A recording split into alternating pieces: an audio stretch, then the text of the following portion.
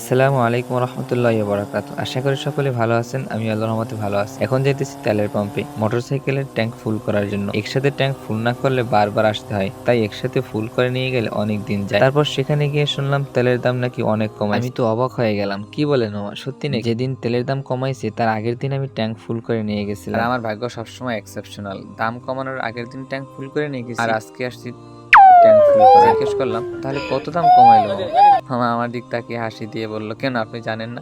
৭৫ পয়সা কমাইছেন। ও মাই গড, সরকার এত বড় স্যাক্রিফাইস করলো বাইকারদের জন্য, ভাবতে অবাক লাগে। দাম কমানো অনুসারে লিটারে ডিজেল ও কেরোসিনে ৭৫ পয়সা, অক্টেনে ৪ টাকা এবং পেট্রোলে ৩ টাকা করে কমাইছে। ভাবা যায় বিষয়টা? আর যখন তেলের দাম বাড়ায় তখন ডাবল করে বাড়ায়।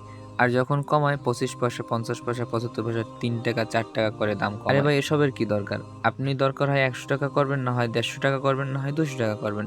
এরকম খুচরা টাকা করে আপনার কি লাভ? সবসময় খুচরা টাকা কি সবার পকেটে থাকে না? যেহেতু ১৩০ টাকা পর্যন্ত করছিলেন, আর ২০ টাকা বাড়িয়ে ১৫০ টাকা করতেন, আর তা না হলে ৩০ টাকা কমিয়ে ১০০ টাকা করতেন। এরকম আমজনতাকে ধোঁকা দেওয়ার মানে? যাই হোক, যা করছেন ভালোই করছেন। আপনি যদি 200 টাকা 500 টাকা পর্যন্ত করেন, তারপরও আমাদের তেল কিনে বাইক চালাতে হবে। আর যদি এর থেকে কমান তাহলেও কিনতে হবে।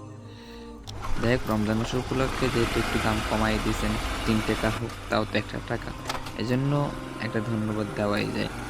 রমজান মাস বাইরে বেশিক্ষণ থাকা যাবে না, ট্যাঙ্কি যেহেতু ফুল হয়ে গেছে, তাড়াতাড়ি বাসায় গিয়ে একটু রেস্ট নিতে হবে। আর নামাজ পড়ে আপনার জন্য দোয়া করি, আপনাকে আল্লাহ তাআলা আরও পেট্রোলের দাম কমানোর তৌফিক দান করুক। সবাই ভালো থাকবেন, দোয়া করবেন। আবারও দেখা হবে পরবর্তী কোনো ভিডিওতে।